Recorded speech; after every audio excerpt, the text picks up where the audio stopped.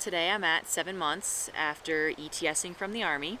I took my first bath in about 2 weeks the other day in a mountain stream, and it was absolutely glorious. I'm still living in my van, I'm still unemployed, and I am still absolutely loving life and not regretting my decision one bit to leave active duty. I am so grateful for the opportunity to just stop and actually breathe a little and think and reflect and decide what I want to do with the rest of my life. So today I'm taking the time to convert one of my articles, Should I Stay or Should I Go, to video format. I know some people just prefer to watch or listen as opposed to read, and I would like the practice in making videos anyway, so I thought I might as well just do it. I'm hoping that this will provide you with just some food for thought as you wrestle with your own decision of whether you should stay or whether you should leave the active duty military. There are a ton of mosquitoes out here. I might have to pause this. So in this video, I will list all of my personal primary points of consideration that I thought about for years as I finally came to the conclusion that I wanted to leave active duty. For me, there wasn't one single catalyst or some big event where I was like, I'm done. It was more so a tipping point based upon an accumulation and repetition of a lot of the issues that I'm going to discuss today. This is a decision that I realize is deeply personal and different for every individual. None of these criticisms are meant to suggest that there aren't some incredibly rewarding, positive experiences and contributions that one could make while on active duty. And I'm also not suggesting that people can't have a personally fulfilling career and lifestyle while in the active duty military. I am genuinely trying to share this information coming from really a place of humility and just based off of my personal experience, because I know that there are people out there who can relate. And my point is that the active duty military simply isn't an optimal fit for everyone. And I think it takes independent thought and self-awareness to come to this conclusion. If you're deeply unfulfilled, it affects you psychologically, physiologically, and it deteriorates your ability to contribute. The problem is, it seems very often that when junior officers are struggling through these issues, a very one-sided narrative is presented to them. I honestly think that a lot of people develop some form of Stockholm syndrome. If I can just make it to my next unit, if I can just hold out till the next commander comes in, if I can just make it to grad school, then everything's gonna be better. And before you know it, you're at 10 years and then you're like, well, shit, I guess I better just do 20. And to me, that's absolutely, it's really a trap. The reality is maybe one of these variables will change, but it's likely that your overall experience won't deviate much from the average. So if you've exhausted your options, you're still feeling miserable, unfulfilled, you're not finding meaning in your daily life, I honestly think that that should be a wake-up call or a red flag to you to go seek life elsewhere, or at least start researching your other options to see what you might do to improve your own life and the life of your family, because you have one life, that's it. And I don't think that exchanging that for the safety and security of stability, a guaranteed job, TRICARE, I don't think that's the best possible existence that one can have. As I was researching my own plan to transition out of the active duty Army, I did a lot of analysis and introspection and thinking about what really was driving me away from the Army. Some of these will potentially resonate with you, and maybe some of you will have some feedback where you believe my perspective is inaccurate. I will say I have received hundreds of emails from everyone from cadets to civilians to retirees to current active duty who found a lot of these issues relevant and relatable to their own lives and personal challenges they have faced in their own professional environments. And that point just clearly illustrated to me that these issues I've identified are universally applicable considerations that are at least worth thinking about, even if you do end up staying in the active duty military. Like many junior officers, I came to the conclusion that I was just not an optimal fit for the Army. Among many other reasons, I identified 8 primary considerations that I'm going to share with you today. Number 1, I want more freedom and career flexibility than the Army allows for. I can't go on an overseas trip without a lot of paperwork, explanation, and the approval of my supervisor, my supervisor's supervisor, and probably his supervisor as well. All that to literally drive to Canada for the weekend. That's a tiny illustration or one example of how I honestly felt I really couldn't control my life in a meaningful way. Sure, I could influence things to some degree based on the circumstances, but really, I didn't own my life. The Army owned my life. Here's an illustration. I signed a contractual agreement to participate in a program known as GRADSO, which stands for Graduate School Additional Duty Service Obligation. At my commissioning source, this was advertised as a great opportunity for me to receive 100% free graduate education from any institution in the United States, as long as I was accepted.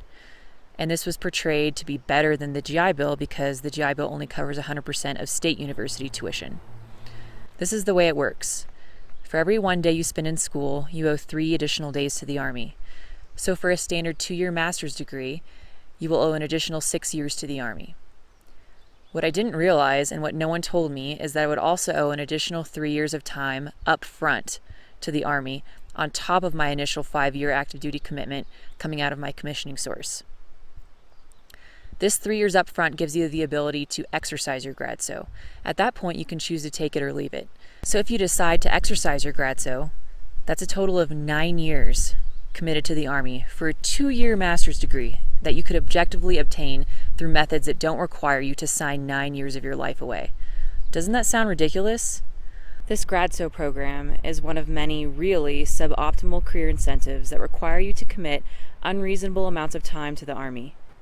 They do make sense, in my opinion, to a small population, and that's those who plan to stay in the Army for 20 years anyway, but it's complicated because most times these incentives are offered to people when they're very young. For me, the GRADSO was offered to me when I was 23 years old, and at that point I was like, oh yeah, I'm staying in for 20 years. The Army is my dream. I'm gonna love this. And I really had no idea. So it makes it difficult because these career decisions have implications for potentially up to 10 years down the road.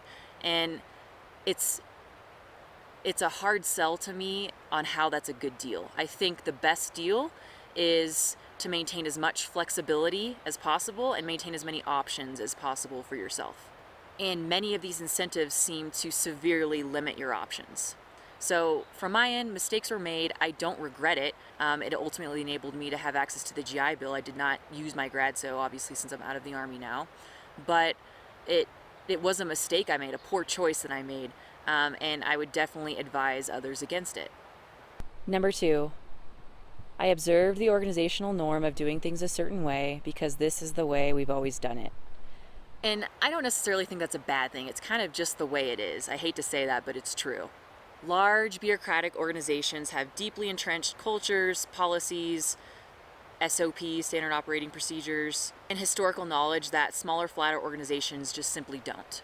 And of course, there are pros and cons to both, and I realize that. Many people have tried to talk me into staying in the Army because the civilian world is just as bad.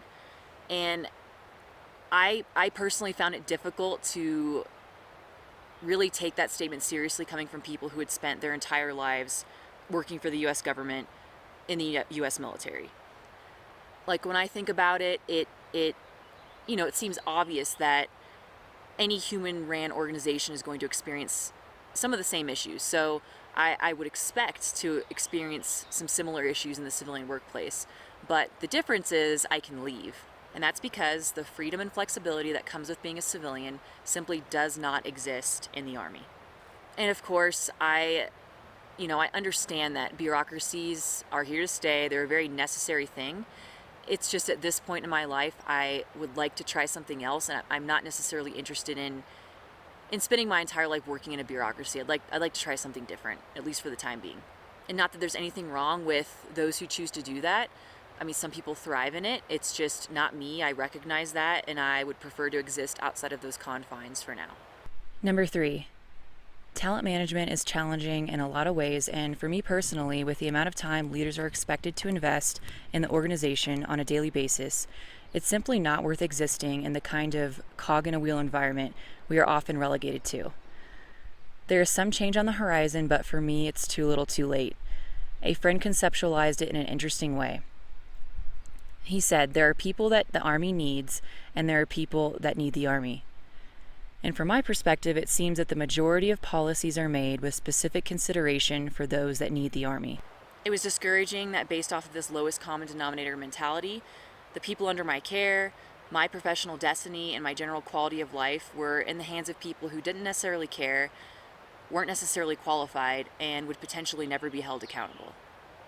Number 4, I personally derive meaning and fulfillment from helping people, and that constitutes a much smaller portion of my job than the parts I found absolutely soul-draining, like creating products to communicate our unit's short-term quantitative performance in seemingly redundant and inefficient methods. Some examples are QTB, SATB, command and staff, training meetings, health and wellness, USR, risk reduction dashboards, and DTMS. And really, that's just the way it is. It's the nature of large bureaucratic organizations. The organizational inertia that we experience seems to perpetually manifest itself in phrases I've heard from senior NCOs or officers like, the way it's always been, or the way it was whenever I was a young officer. This is coming from people who have served in the Army for many more years than I ever will, and in my mind, this is the problem. If things never seem to change, and organizational dysfunction is the rule, not the exception, then we absolutely have a pervasive systemic problem. And if it persists for decades, I would venture to say that it's not going to change anytime soon. And there are certainly aspects of any profession or endeavor that will be unpleasant and require grit. It's just that for me, I've decided that the expenditure of my blood, sweat, and tears requires at least, in my mind, some potential for contributions and service in a way that I find personally meaningful.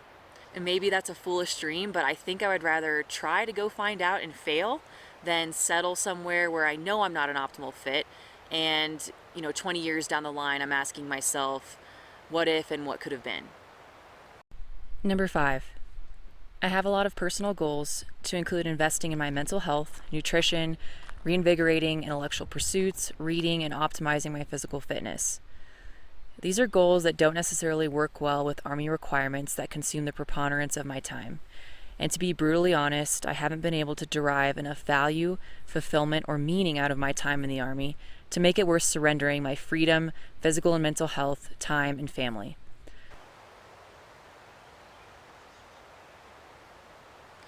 There are countless other paths I can follow where I'll have the opportunity to serve humanity, provide a service that's desperately needed, and find some kind of meaning within it all. All paths aren't the same, and all paths don't work for every person. Number 6, it's incredibly difficult, from my humble perspective, I really think it's impossible, to create long-lasting, enduring organizational change. Leaders from platoon leader to SecDef typically hold positions for 12 to 48 months. Due to the temporary nature of jobs and the short-term quantifiable metrics of success, there's no incentive or emphasis on the long-term trajectory or health of the unit or the Army. We certainly talk about it a lot, but I didn't personally observe any metrics aimed at the long-term health of the organization, or at least in any meaningful way where people are empowered to actually affect real change and also be held accountable. And if you try to influence... A mouse just ran by me. If you try to influence long-term evolution, it just seems that mostly your efforts are going to be futile. I think the best that anyone can do is just to try to have a positive impact within their sphere of influence and a positive impact on individuals. Many people have taken the time to do that for me, and I am forever grateful for them because I probably would not have lasted as long as I did if they hadn't been there for me. Number 7. Approximately 80% of the field grade officers or senior enlisted soldiers I've encountered appear to have problematic physical, mental, emotional, social, and/or family issues. Bad knees, bad back, chronic disease, which are the physiological manifestation of psychological issues that are often related to the Army. Anxiety, depression, and stress. Families falling apart. Domestic disputes, divorce, separation, custody battles. Addictions to stay awake and numb feelings of anger or dissatisfaction. Caffeine, tobacco, alcohol, food. I genuinely believe that many people are deeply unhappy, but beyond that, it seems like they often struggle to find meaning and fulfillment, which is the same place that I found myself. I genuinely believe that many people on active duty are deeply unhappy, And beyond that, it seems that a lot of people struggle to find meaning and fulfillment. This is honestly the same place that I found myself. And looking at it, I kind of thought, well, if this is just going to perpetuate based off of the examples I see of field grade officers and senior NCOs in the Army and just anyone older who's been in the Army longer, then I think that's a sign to myself that I need to start looking at other options. Of course, there are a million other variables we could discuss, but to me, it's undeniable that the Army is one of the primary contributing factors. It is indisputably the common denominator. We, as an institution, often preach family and taking care of ourselves, but it seems that our organizational and institutional actions do not reflect that. Number 8, I have a burning desire to live, at least temporarily, a completely free, minimalist life. I think about societal expectations and constant measuring. Whose university degree is fancier? Whose house is bigger? Whose car is more expensive?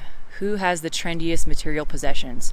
I'm not claiming I have anything figured out, nor am I claiming that I don't like nice things, but I do know that I see a lot of miserable people. We sit inside of a box all day, staring at a screen with little to no exposure to physical activity or sunshine. We do this so we can pay physical laborers to maintain our elaborate yards, while we simultaneously pay to use indoor exercise equipment to do really artificial physical labor. And then some of us pay to go sit inside of a coffin to get artificial sunlight to try to get tan. Doesn't anything about that just sound backwards and completely contradictory? I think about our culture of status and the vicious cycle we seem to have created for ourselves. A cycle of thousands of dollars of debt to purchase things we don't need, to impress people we don't care about, with money we don't have. It all feels like one big status competition, where people are struggling to outdo each other because their livelihoods depend on it. Our standard of living has certainly improved, but I think there's an argument to be made that our lives have not. And the end result? Indentured servitude. I imagine that a lot of people in different industries and occupations can relate to some of these issues. It's definitely not just the Army. This is just the personal path upon which I can reflect. All that to say, I simultaneously have a lot of love and hate for the Army. I've truly enjoyed some of my time in the Army, and it's where I've met all of my best friends. I've learned a lot about myself, what I can offer, and areas where I need to improve and devote more time to self-development. I'm appreciative of the opportunities and benefits that I've been able to take advantage of, and I really don't regret this path for a second. It's made me who I am today. However, that doesn't mean one shouldn't weigh in on the disadvantages of this lifestyle and profession, particularly important in an environment where one-sided, positively biased messaging is the primary narrative you can expect to hear. Healthy criticism is important and necessary. This was an incredibly important decision for me, and one that I did not take lightly, but for now, I'm over it. And finally, as Neo said, I'll show these people what you don't want them to see. A world without rules and controls, without borders or boundaries, a world where anything is possible. Let's go home.